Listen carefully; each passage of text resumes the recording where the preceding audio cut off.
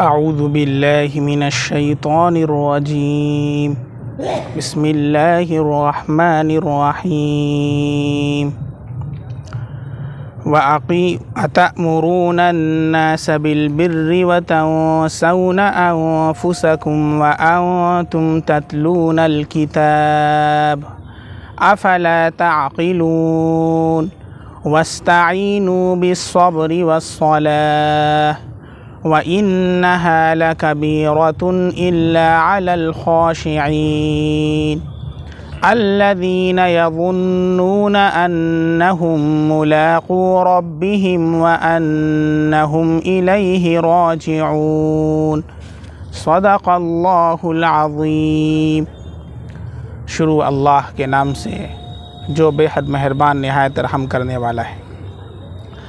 क्या तुम लोगों को हुक्म देते हो नेकी का और भूल जाते हो अपने आप को, दरा हाले कि तुम किताब की तिलावत करते हो, सो तुम क्या नहीं समझते। और मदद हासिल करो सब्र के साथ और नमाज के ज़रिए। और बिलाशुबा नमाज दुश्वार ज़रूर है, लेकिन जिनके दिलों में खुशू है उन पर कुछ दुश्वार नहीं। खाशिईन वो लोग हैं जो इस बात का यकीन रखते हैं कि वो अपने परवरदिगार से मुलाकात करने वाले हैं, और इस बात का यकीन रखते हैं कि वो अल्लाह की तरफ लौट कर जाने वाले हैं।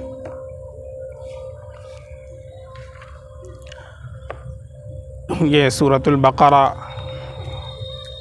की आयत नंबर 44, 45 और 46 है। इस आयत करीमा में असल तो उन उलमा यहूद को अल्लाह ताला मुखातब फरमा रहे हैं कि जो लोगों को इस बात का हुक्म दिया करते थे कि मोहम्मद सल्लल्लाहु अलैहि वसल्लम के ऊपर ईमान लाओ और उनकी हिदायत को अपनी मशाले राह बना लो, लेकिन ख़ुद अल्लाह के नबी पर ईमान नहीं लाते थे। आवाम को तो कहते थे लेकिन ख़ुद ईमान नहीं लाते थे, और उसका इल्म भी था उन्हें कि मोहम्मद सल्लल्लाहु अलैहि वसल्लम नबी बरहक़ हैं और कुरान अल्लाह की आखिरी किताब है, लेकिन फिर भी अपने आप को फरामोश कर देते थे। तो लोगों को तो नेकी का हुक्म किया करते थे और अपने आप को भूल जाया करते थे। इसी का अल्लाह रब्बुल इज़्ज़त ने इसके अंदर ज़िक्र फरमाया है कि क्या तुम लोग नेकी का हुक्म करते हो और अपने आप को भूल जाते हो, जबकि तुम किताबुल्लाह की तिलावत करते हो। तौरात की किताब की तिलावत करते थे जिसमें ख़ुद लिखा हुआ था कि अल्लाह के नबी सल्लल्लाहु अलैहि वसल्लम आखिरी नबी हैं जो मबऊस होने वाले हैं, और जब वो आएंगे तो तुम उनके ऊपर ईमान लाना और उनकी हिमायत करना और उनकी नुसरत करना। माना के एतबार से देखें तो यह हर उस शख्स के ऊपर सादिक़ आता है कि जो किसी को नेकी का हुक्म करे और ख़ुद उसके ऊपर अमल ना करे। जैसे किसी को नमाज का हुक्म करे लेकिन ख़ुद नमाज ना पढ़े, किसी को रोज़े का हुक्म करे लेकिन ख़ुद रोज़ा ना रखे, किसी को ज़कात का हुक्म करे लेकिन ख़ुद ज़कात ना अदा करे।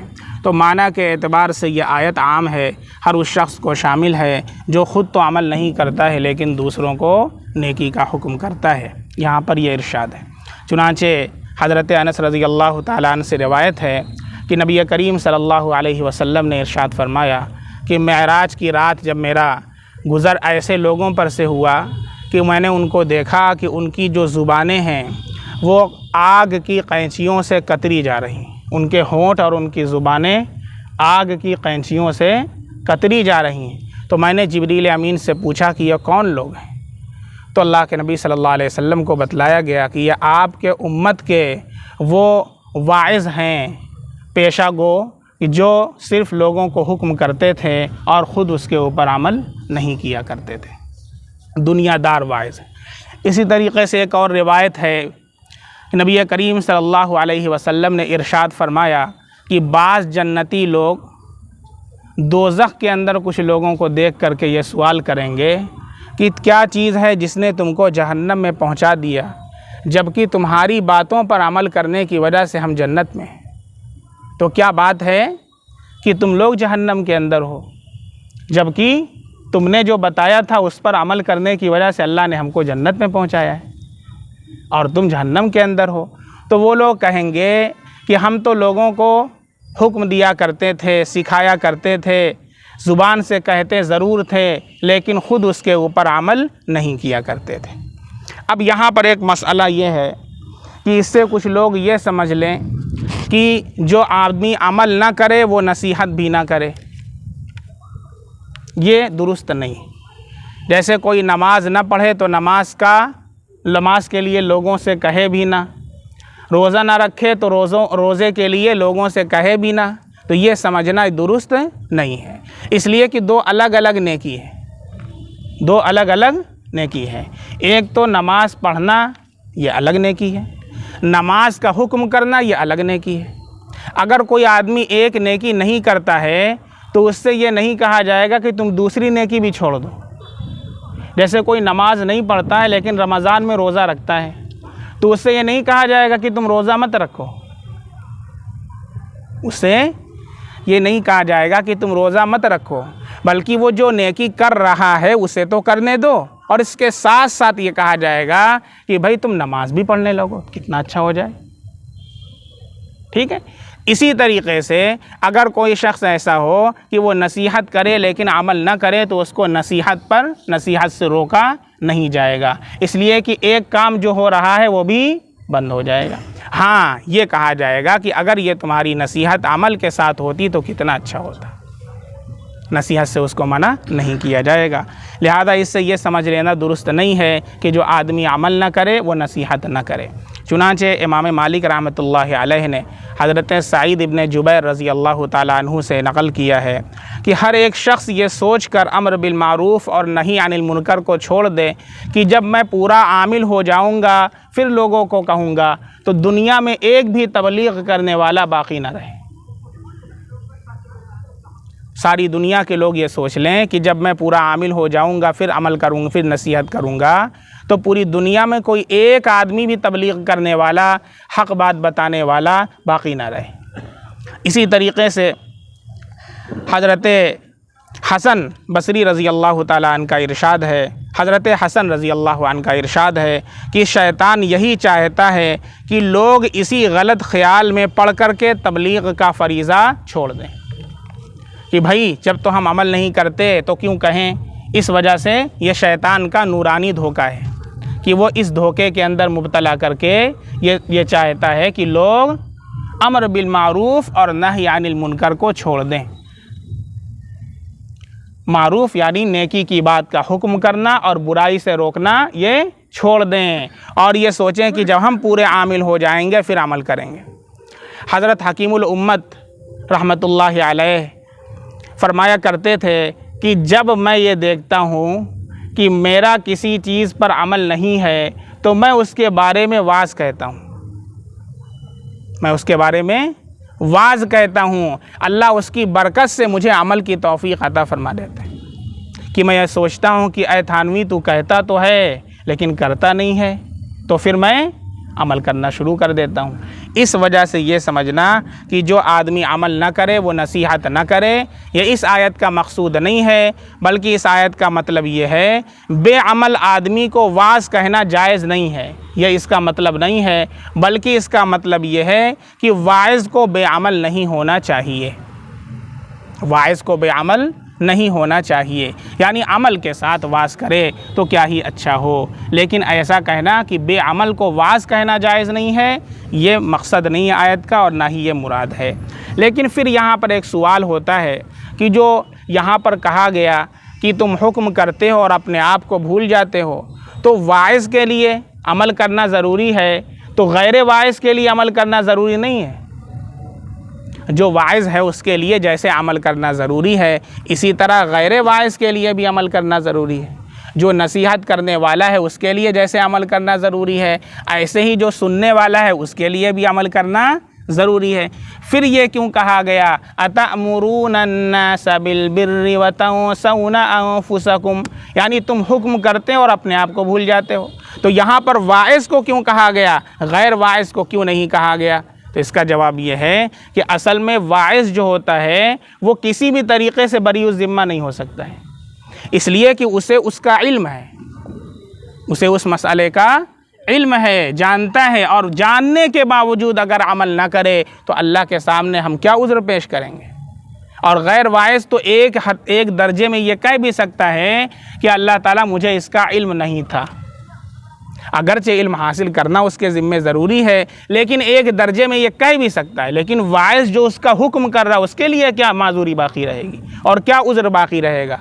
इसलिए यहाँ पर वाइज़ को कहा गया, लेकिन दोनों के लिए अमल करना ज़रूरी है, जैसे वाइज़ के लिए और उसी तरीक़े से जिसके लिए नसीहत की जा रही है। अब आगे अल्लाह ताला फरमाते हैं वस्तईनु बिस्सब्रि वस्सलाह, मदद हासिल करो सब्र के ज़रिए और नमाज के ज़रिए। असल में देखें, दो बीमारियां हैं और उन बीमारियों की वजह से बहुत सारे अमराज पैदा हो जाते हैं। एक बीमारी है हुब्बे माल की और दूसरी बीमारी है हुब्बे जाह की। एक बीमारी है हुब्बे माल की यानी माल की मोहब्बत, और एक बीमारी है हुब्बे जाह की यानी अपने आप को बड़ा समझना, दूसरों को हकीर और कमतर समझना। इन दो बीमारियों की वजह से बहुत से अमराज इंसानों के अंदर पैदा हो जाते हैं। चुनांचे अगर आप गौर करेंगे, पूरी दुनिया के अंदर जितनी बड़ी लड़ाइयाँ हुई हैं, सारी लड़ाइयों के अंदर बुनियादी यही दो अमराज निकलेंगे। क्या?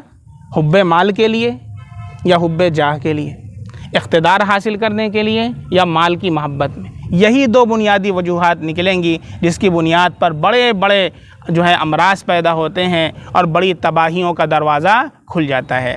हुब्बे माल से कितनी क्या नताइज निकलते हैं, उसमें से नंबर एक ये है कि इंसान कंजूस हो जाता है और इससे इंसान के अंदर बुख्ल पैदा हो जाता है।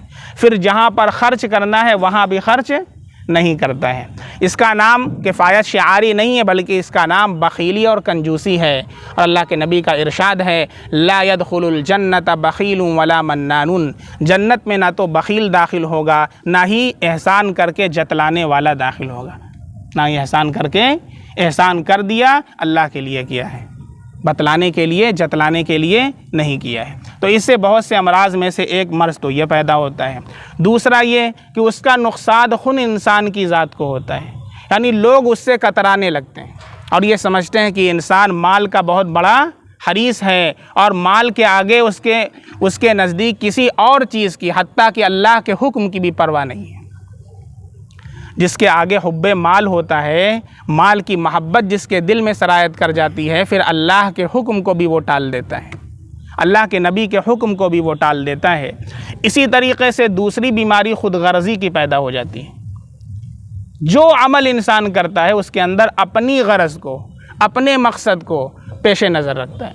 जहाँ अपनी गरज़ नहीं होती है वहाँ वो काम नहीं करता है। इसको बोलते हैं खुद गरज़ी।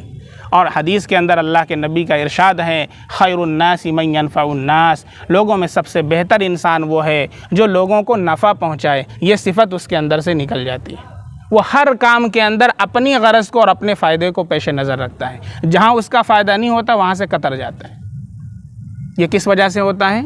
हुब्बे माल की वजह से। जो माल की मोहब्बत हमारे दिलों के अंदर पैदा होती है उसकी वजह से होता है। और फिर क्या करता है, जब यह खुद गर्ज़ी पैदा होती है तो अशिया के अंदर मिलावट करता है, नाप तौल के अंदर कमी करता है, रिश्वत लेता है, देता है, मकरो फ़रेब और दगाबाजी के बहुत सारे हीले खुद से तराश लेता है कि किसी तरीक़े से बस माल आ जाए, चाहे अल्लाह का हुक्म बाकी रहे या ना बाकी रहे।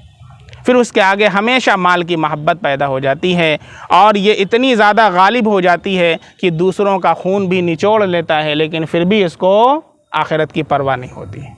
इसी तरीक़े से एक बीमारी इससे ये पैदा होती है कि ऐसे शख्स के दिल में माल की इतनी हिर्स पैदा हो जाती है कि अगर पूरी दुनिया भर सोना उसको मिल जाए फिर भी उसका पेट नहीं भरता है।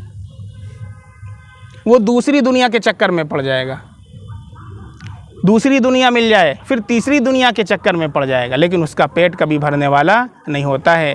ये सारी बीमारियां किस वजह से पैदा होती हैं? हुब्बे माल की वजह से पैदा होती हैं। और इसी तरीक़े से हक़ बात को भी वो इंसान टाल मटोल कर देता है। अभी एक मसला जल्दी ही पेश आया था, उसके अंदर हम लोग भी थे और भी बहुत सारे मुफ्तियान किराम थे, हत्ता कि जो साहिब मामला थे उन्होंने फतावा भी लिए और उलमाए किराम की दस्तखत भी उस पर मौजूद थी। एक मसला है जो दल्लाली का होता है, मीडिएटर का, आप हजरात जानते हैं बहुत से अफराद ये काम करते हैं, ज़मीन का ख़रीद व फ़रोख्त का मामला होता है तो ज़मीन को जो बेचवाते हैं तो उससे भी लेते हैं पैसा जिसकी ज़मीन होती है, और जिसको देते हैं जिसके लिए ज़मीन दिलवाते हैं उससे भी पैसा लेते हैं। तो इसमें मसला ये है कि पहले से मुतय्यन कर ले, जो दलाल है, जो मीडिएटर है, वो पहले से मुतय्यन कर ले कि भाई देखो ये ज़मीन मैं आपको दिलवाऊंगा तो मैं आपसे इसके ऊपर इतने फ़ीसद मुनाफा लूँगा, या तो मुतय्यन कर दे कि 20,000 लूँगा, 50,000 लूँगा, 1 लाख लूँगा, 10 लाख मुतय्यन कर दे, लेकिन मुतय्यन कर दे, या फ़ीसद मुतय्यन कर दे कि जितने में ये ज़मीन तुम्हें मिलेगी उसका मैं इतना फ़ीसद लूँगा। इसी तरीके से उधर से भी जिसकी ज़मीन हो उससे भी बात कर ले, ठीक है। अगर इस तरीक़े से तय नहीं किया, ना ज़मीन जिसकी है उससे और न जिसको ज़मीन दिलवा रहा है उससे, तो फिर ऐसी सूरत में क्या होगा, उर्फ़ का एतबार किया जाएगा, उर्फ़ आम का एतबार किया जाएगा। अब उर्फ़ जो हो कि 1% उसे मिलता है तो 1% दिया जाएगा, उससे ज़्यादा उसके लिए नहीं होगा, इल्ला है कि कोई अपनी खुशी से दे दे, ये मसला है। इल्ला ये कि एक मसला ये भी है इसके अंदर कि अगर इंसान झूठ बोल दे तो फिर उसके लिए पैसे का लेना भी जायज़ नहीं होगा। फॉर एग्ज़ाम्पल, ज़मीन आपकी है और आपको ख़रीदना है। अब मैं आपके पास गया, पूछा कितने की बेचोगे, तो आपने कहा 19 की, और मैंने आपको बताया 22 की। क्या बताया? 22 की ज़मीन है, वो झूठ बोला मैंने। अब मेरा 1 पैसा लेना आपसे जायज़ नहीं है। यही मसला पेश आया, आपके जौनपुर का मसला है। माशाअल्लाह सारे काम होते हैं, नमाज़ें भी हैं अल्हम्दुलिल्लाह, दावत का काम भी है, तबलीग में चलत फिरत भी है, सब काम होते हैं। मस्जिद में बैठ कर के बाकायदा हदीस सुनाई जा रही है, फतवा सुनाया जा रहा है। हमारे पास वो जो साहब थे वो दोनों हमारे करीबी थे, तो उन्होंने कहा उनसे कि भाई ऐसा है कि मुफ्ती साहब के पास चलें क्या? ठीक है, बात कर लीजिए। वक्त लेकर के दोनों तशरीफ़ लाए, उन्होंने अपना मसला बताया, हमने साफ हुक्म शरीयत का सुना दिया कि जब झूठ आपने बोला तो झूठ बोलने के बाद 1 पैसा आपके लिए लेना जायज़ नहीं। और वैसे भी जो आप मुतय्यन करें पहले से, अगर मुतय्यन ना करें तो फिर उर्फ़ आम का एतबार होगा। उर्फ़ आम में कितना चल रहा है? 1%, 2% से ज़्यादा नहीं, इससे ज़्यादा आपके लिए लेना जायज़ नहीं है, यही शरीयत का हुक्म है। तो फिर उनका यह जुमला था कि हम तो ऐसे ही करते हैं बिज़नेस, हम लोगों का यही काम है, और उठ करके चले। जब हुब्बे माल इंसान के दिल के अंदर पैदा हो जाता है, फिर वो शरीयत के हुक्म की भी परवाह नहीं करता है। मस्जिद के अंदर बैठ करके अल्लाह के हुक्म की और शरीयत की धज्जियाँ उड़ा देता है, बावजूद कि बज़ाहिर वो ईमान वाला है, नमाज़ पढ़ने वाला है, कुरान पढ़ने वाला है और नक़्ल व हरकत के अंदर चल रहा है, लेकिन फिर क्या है, इस बीमारी की वजह से सारे आमाल उसके बेबुनियाद रह जाते हैं। ये बहुत ख़तरनाक मर्ज़ है हुब्बे माल का। अल्लाह ताला इससे हमारी हिफाजत फरमाए। माल अल्लाह ने दिया है इस्तेमाल के लिए, जहाँ उसकी ज़रूरत हो वहाँ पर इस्तेमाल करना और अल्लाह के हुक्म के मुताबिक इस्तेमाल करना। माल बुरी चीज़ नहीं है, माल का इस्तेमाल वो अल्लाह के हुक्म के मुताबिक करना ये ज़रूरी है। जहाँ ऐसा माल हो कि वो अल्लाह के हुक्म से गाफिल करने वाला हो या अल्लाह के हुक्म को पीछे छोड़ देने वाला हो, तो फिर वो माल हमारे लिए हलाकत और तबाही का ज़रिया हो जाएगा। एक तो ये हो गई बीमारी, इसका इलाज अल्लाह ने बताया सब्र करना, वस्ताईनु बिस्सब्रि वस्सलाह। हुब्बे माल का इलाज क्या है? सब्र करना। सब्र करना कैसे? इंसान को माल की मोहब्बत क्यों होती है? इसलिए कि उसके अंदर ख्वाहिशात का एक तूफ़ान होता है। मुझे इतना ये वाली गाड़ी ख़रीदनी है, इतना जो है माले का मकान बनवाना है, फ़लाँ जगह ज़मीन ख़रीदनी है, और बड़ा लंबा चौड़ा उसके यहाँ प्लान होता है ख्वाहिशात का। तो उसके लिए किसकी ज़रूरत है? माल की ज़रूरत है। अब ये जो माल की जो मोहब्बत दिल में है, उसकी बुनियाद क्या है? उसकी बुनियाद दिल के अंदर ख्वाहिशात का एक तूफ़ान है, ख्वाहिशात नफ्सानिया का। जब अल्लाह ने कहा कि उसका इलाज क्या है? सब्र करना, यानी अपने ख्वाहिशात के ऊपर कंट्रोल करो, ख्वाहिशात के ऊपर कंट्रोल करो। जब ख्वाहिशात पर कंट्रोल होगा तो माल की मोहब्बत भी निकल जाएगी, इसलिए कि माल की मोहब्बत क्यों है? ख्वाहिशात के लिए। और जब ख्वाहिशात को इंसान कुचल देगा तो माल की मोहब्बत का भी इलाज हो जाएगा। तो अल्लाह ने इसका इलाज क्या बतलाया है? सब्र कर। वस्ताईनु बिस्सब्र। और दूसरी जो बीमारी है वो क्या है? हुब्बे जाह की बीमारी है। जाह किसे कहते हैं? अना, आई एम, मैं। ये जो अना है ना, ये नहीं निकलता है बहुत मुश्किल से। ये जो ज़ात बिरादरी का मसला हमारे दरमियान इतना चल रहा है कि अगर हमको पता चल जाए कि हमारी बिरादरी के हैं तो उनसे क़ुर्बत, और पता चल जाए कि फ़लाने हमारे बिरादरी की नहीं है तो उनसे दूरी। क्या इस्लाम यही हमको हुक्म देता है? ज़ात बिरादरी की वजह से कहीं इस्लाम ने तफरीक की है तो बताइए आप। अल्लाह के नबी सल्लल्लाहु अलैहि वसल्लम के बाद सबसे पहले खलीफा हज़रत अबू बकर सिद्दीक़ रज़ी अल्लाह अन्हु ख़ानदान कुरैश से नहीं है। अल्लाह के नबी सल्लल्लाहु अलैहि वसल्लम ने अपनी ज़िंदगी में 17 नमाज़ों की इमामत हज़रत अबू बकर सिद्दीक़ रज़ी अल्लाह अन्हु से करवाई और उनके पीछे नमाज़ पढ़ी है, लेकिन अपने ख़ानदान में से किसी को नहीं बढ़ाया। क्यों? ख़ानदान का मसला है ही नहीं शरीयत के अंदर। कुरान में फरमाया अल्लाह रब्बुल इज़्ज़त ने, वजअल्नाकुम शुऊबन व क़बाइल लितआरफू। हमने जो कबाइल, यहाँ पहले कबाइल हुआ करते थे, यह कबीला बनु साद का है, यह कबीला कुरैश का है, तो ये कबाइल, ये कबीला बनु आदी का है, अब ये ज़ात में कन्वर्ट हो गया है। तो उसकी वजह से अल्लाह ने फरमाया वजअल्नाकुम शुऊबन व क़बाइल, हमने तुम्हारे लिए कबाइल बनाए हैं और बहुत से गरोह बनाए हैं, लितआरफू, ताकि तुम आपस में एक दूसरे को पहचान सको। ओ फ़लाना फ़लाँ कबीले का है, फ़लाँ साहब जो हैं वो फ़लाँ कबीले के हैं। बस इसका ये मतलब नहीं है कि फ़लाँ कबीले का है तो वो ऊंचा है और वो फ़लाँ कबीले का है तो वो नीचा है, या हम फ़लाँ बिरादरी के हैं तो हम ऊंचे हैं, वो फ़लाँ बिरादरी का है तो वो नीचा है। ये सोच शरीयत की सोच नहीं है, शैतानी सोच है। और शरीयत के अंदर कफ़ाअत का सिर्फ़ एतबार किया गया है निकाह के लिए, और वो भी मुस्तहब है बस। ऐसा नहीं है कि अगर कोई किसी बिरादरी का हो तो दूसरी बिरादरी से निकाह नहीं कर सकता है, बिल्कुल कर सकता है, जायज़ है। कफ़ात का एतबार मुस्तहब है, बेहतर है, ताकि दोनों के मिजाज मिलें और ये निकाह पायदार हो। चूँकि निकाह किया जाता है बाकी रखने के लिए, ना कि तलाक़ देने के लिए। तो बस, तो ये जो कफ़ात का मसला है ये सोशल इशू है, कोई रिलीजियस इशू नहीं है। इसको अच्छी तरह समझ लीजिएगा। जब सैकड़ों किताब पढ़ेंगे तो ये खुलासा निकलेगा। कफ़ात का मसला क्या है? समाजी मसला है। इसीलिए फ़िक़्ह की किताब में एक मसला लिखा हुआ है कि अगर किसी लोहार का निकाह कर दिया जाए किसी इत्र फरोश की लड़की से, लोहार का निकाह, वो लोहार का काम क्या होता है? वो सुबह से शाम तक भट्टी जलाता है और उसके अंदर लोहा डालता है और निकालता है। उसकी वजह से उसके हाथ में भी गट्टे पड़ जाते हैं, उसका कपड़ा भी मैला कुचैला रहता है, उसके जिस्म से भी बदबू आती रहती है। उस ज़िंदगी उसकी इसी में गुजरी। उसका निकाह किससे कर दिया जाए? इत्र फरोश की लड़की, जो हमेशा खुशबू सूंघती है, बड़ी नज़ाकत के साथ उसकी परवरिश और पर्दाख्त हुई है। तो ऐसी सूरत में क्या होगा? दोनों का निबाह मुश्किल हो जाएगा।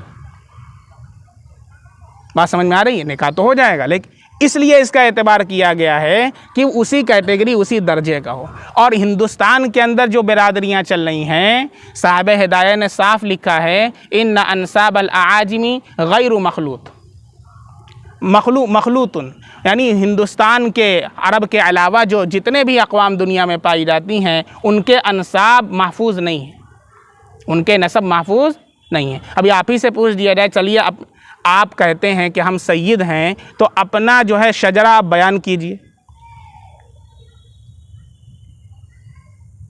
महफूज होना चाहिए। जैसे हज़रत मौलाना ज़फ़र सिद्दीक़ी साहब का शजरा 33 वास्तों से हज़रत अबू बकर सिद्दीक़ रज़ी अल्लाह ताला अन्हु तक पहुँच जाता है, इसलिए वो अपने आप को सिद्दीक़ी लिखते हैं। अब ये हो रहा है कि बाकायदा लोग नक़ले मकानी कर रहे हैं सर्टिफिकेट हासिल करने के लिए। बात समझ में आ रही है? एक जगह से दूसरी जगह जाते हैं और वहाँ पर अपने आप को दूसरे बिरादरी से और दूसरे ख़ानदान से मंसूब करके अपने आप को ये बावर करवाते हैं कि हम फ़लाने ख़ानदान से हैं और फ़लाँ से हमारा ताल्लुक़ है। हदीस के अंदर अल्लाह के नबी का इरशाद है, मनिद्दआ इला गैरि अबीही फल जन्नतु अलैहि हराम, जिसने अपने बाप के अलावा की तरफ अपनी निस्बत की तो जन्नत उसके ऊपर हराम है। तो शरीयत के अंदर ये जो कबाइल बनाए गए, बिरादरियाँ बनाई गई, इसका मकसद किसी को ऊंचा करना, किसी को नीचा करना हरगिज़ नहीं है, बल्कि इसका मकसद ये है ताकि हम एक दूसरे को पहचान सकें। अगर कहीं हमारे दिलो दिमाग के अंदर ये बात है कि हम ऊंचे हैं या फ़लाना ऊंचा इसलिए कि वो फ़लाने बिरादरी से है, तो इसको निकाल करके आज फेंक दीजिए।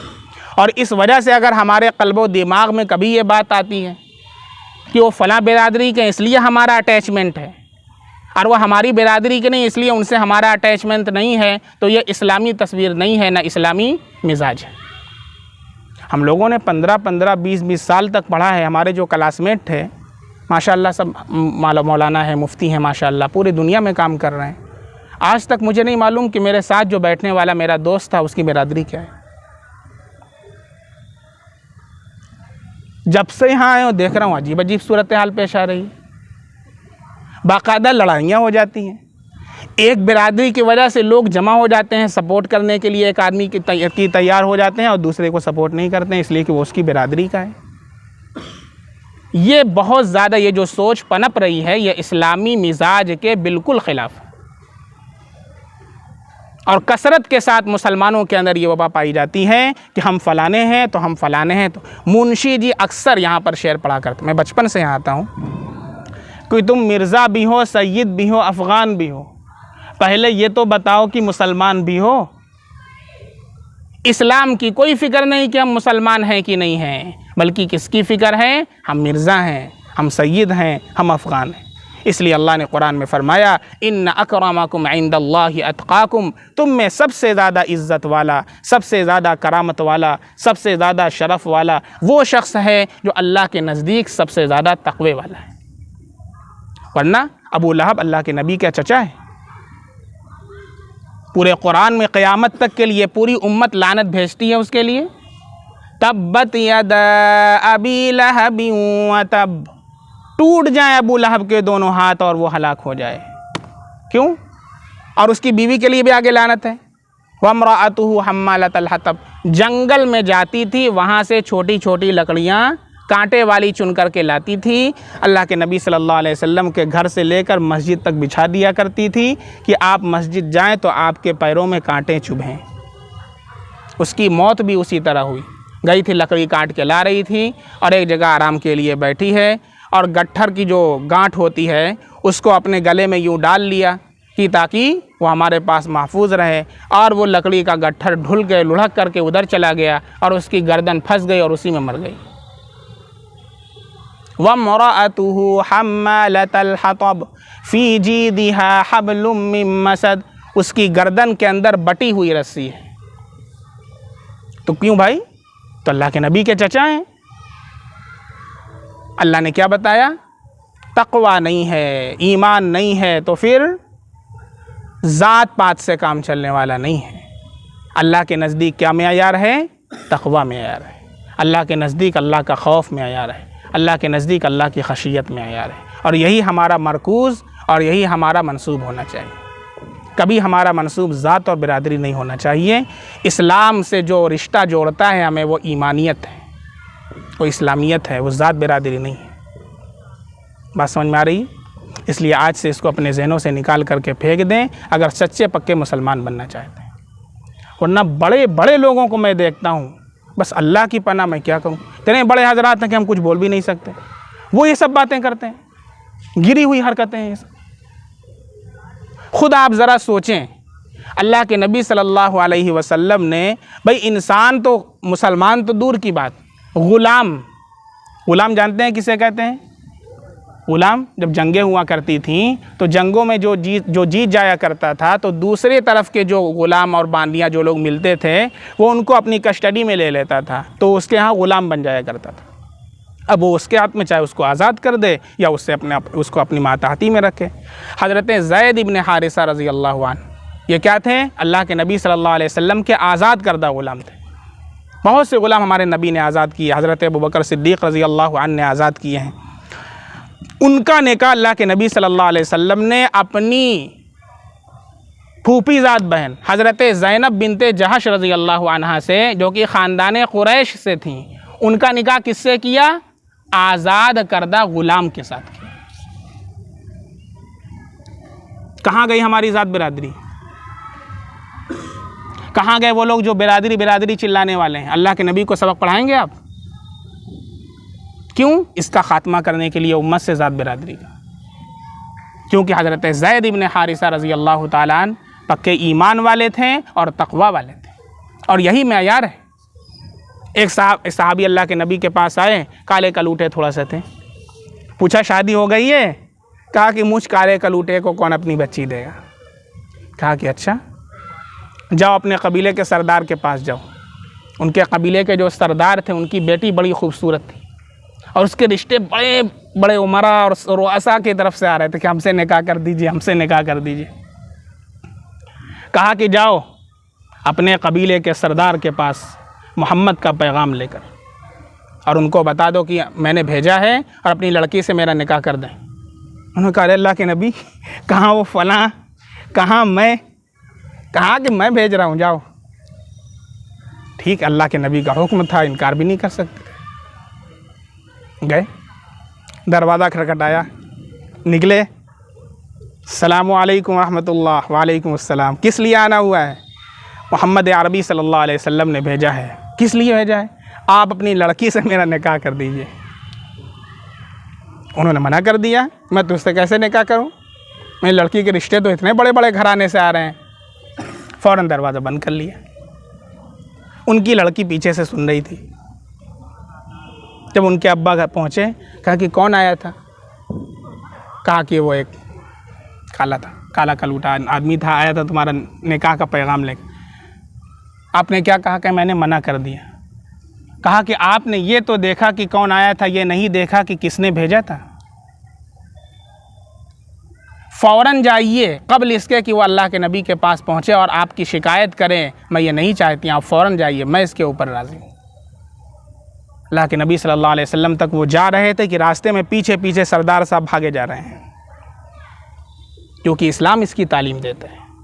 एक ही सफ़ में खड़े हो गए महमूद व अयास, ना कोई बंदा रहा ना कोई बंदा नवाज। चुनाचे भैया रुकिए रुकिए, कि भाई क्या बात हो गया? अरे रुकिए रुकिए, सुन लीजिए, पहले तो ये गए थे, अब वो उनके पीछे भाग रहे हैं। कहा क्या बात है? कि चलिए मेरी लड़की से निकाह कर लीजिए, अल्लाह के वास्ते मेरे नबी सल्लल्लाहु अलैहि वसल्लम तक मत जाइए।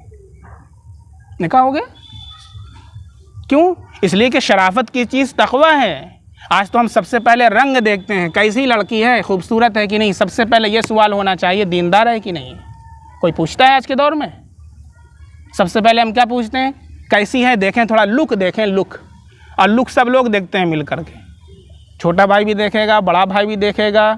अरे जो महरम है या औरतें देखें, लड़के को एक नज़र देख लेने दें। अब पता चला कि सब लोग उसको देख रहे हैं, आप पूरे रिश्तेदारी में फ़ोटो वायरल की जा रही। कोई सवाब का काम कर रहे हैं?